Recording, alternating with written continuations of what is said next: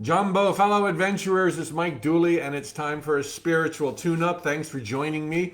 I'm here every Monday through Friday, 9:15 a.m. Eastern Standard Time. In other words, New York City time. Today's question is one that is a question that shows up maybe every 2 weeks. And so I'm parsing them all together and speaking to forgiveness. The questioners typically come from the perspective of perhaps having done something earlier in their life that they're embarrassed by or maybe even ashamed of. And they wonder if they will ever be forgiven. And they feel like they're carrying a weight and a cloud around with them the rest of their lives, maybe forevermore. I want to assure all that you were never judged. There is no God sitting outside wondering whether or not you're good enough to make the cut. God came alive in the dream of life as you. It's one grand adventure, an experiment to love and be loved. And we knew, God knew, that there'd be a lot of stumbling and tripping and falling and ugliness. Ugliness is rampant during these primitive times that we now live. But this is what happens when God gets squeezed down, if you will, into a tiny human body in a very primitive time when people are reacting to life and people think that life is happening to them and they're not yet aware. God has not yet woken up within the dream to realize that you are happening to life 24/7, just the way you happen to your nighttime dreams. You create those 24/7, even though in a nighttime dream you think it's happening to you. You created the whole thing. Life is exactly the same way. So if you make a mistake and you trip and fall and or you hurt somebody or you violate somebody, this does not mean that's okay. It is not okay. But it happens when you have your blinders on and you think that life is happening to you. You think that life is hard. You think that life's a test. You think that God is angry. No wonder anybody else would have made the same mistakes as you, given the naivety you had at the time that you committed those trespasses. So there is zero judgment from the divine to the world and its inhabitants in a lifetime. Therefore, there's nothing to forgive. You're loved. You're already in the winner's circle. You are pure divine energy, and now we can see what pure divine energy does when it forgets that it's pure divine energy. It struggles, it flails, it falls down, it hurts other people. But just because we don't live in a judgmental universe doesn't mean it's neutral. We live in a non-neutral universe. It's kind of a double negative.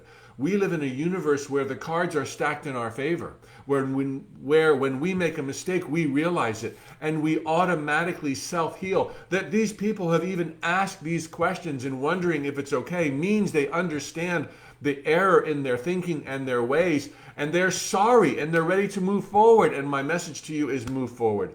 There's no devil. There's no hell. There's just confused people at times who do very evil things. But even they are not judged. It's within God's power to recognize, to forgive, to heal, to restore. God has forever. If you want to look at it in terms of God and us, God has forever. And God will accept responsibility for God's creations. God is not going to abdicate. Well, it's not me, man. You blew it, dude. I gave you eternity and you just totally screwed it all up. I'm going to torch you.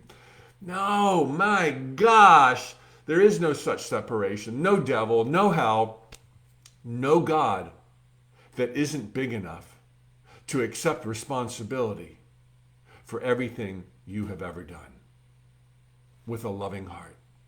You have forever. As I said yesterday, this is not reality. This is our workbook, our scratch book. As somebody rightly pointed out, those are words taken from Richard Bach's beautiful book, Illusions. I highly recommend it. Life is a workshop. Okay, it is not reality. Karma is not a point system. That's misunderstood. Is there a law of karma? Yes. Is it absolute? No. As soon as you raise your vibration to truth, you're off the karmic wheel onto other lessons. So karma is your friend, and you can advance through karmic lessons, if you will, without having to pay the piper. Okay, if you were a pirate in the last lifetime, doesn't mean you're going to be pirated this lifetime. Talk about how good does that get? Now, this does create a tangent conversation that I have addressed in earlier spiritual tune-ups. Am I blaming the victim? What about Adolf Hitler? What about the evil monsters of the world who absolutely did exist, who absolutely did despicable, atrocious, hideous things? On the Facebook page or in Instagram gallery and in YouTube, my earlier tune-ups are there. I will briefly say that the evil behavior is indisputable. The evil behavior is a function of the confusion I was talking about earlier. And those who got caught up in it, who were persecuted, who were divided, who were tortured, who were killed, if you will, for lack of a better word, and I'm not going to go too far in it now because it's never going to put a happy face on the disgusting things that have happened in humanity. Go to the earlier tune-ups. But if you will, they're not victims. They were volunteers.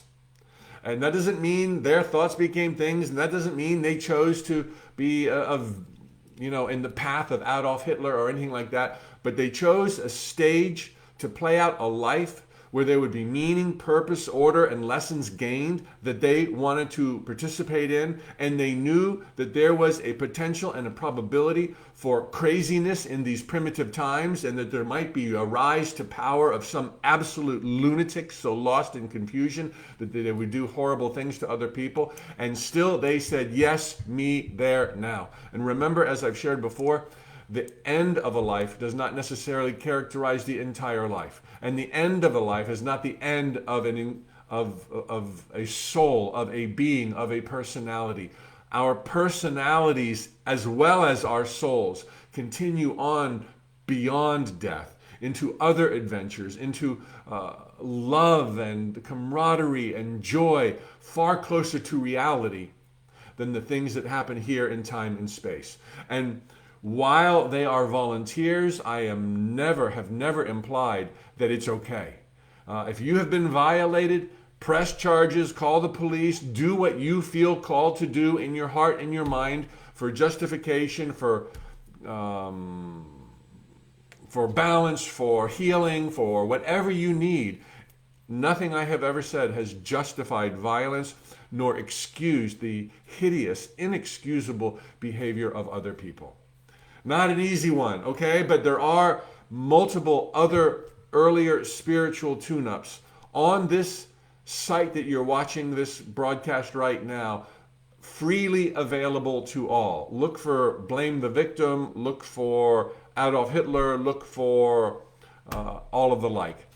Okay, everybody, thanks so much for the opportunity to speak to these awesome questions that you post down below. Post today, and they could be my talking point tomorrow. Happy Friday early, and or next week. Also, many of you are asking, we are a week away, less than a week away, to my Infinite Possibilities certified training. If you'd like to be immersed in truth like this for 3.5 days, totally get lit up for the infinite possibilities in your life, and get some tips on how to share the truth with others, whether from a stage for a speaking fee or in front of a recovery center for free, you call it. This Infinite Possibilities certification program is for you. There's a link below on Facebook. Swipe up on Instagram. There's also scholarships available on a limited basis. Happy Thursday, everybody. I look forward and count the moments until tomorrow. Hasta pronto. Hasta mañana. Te amo. Adios.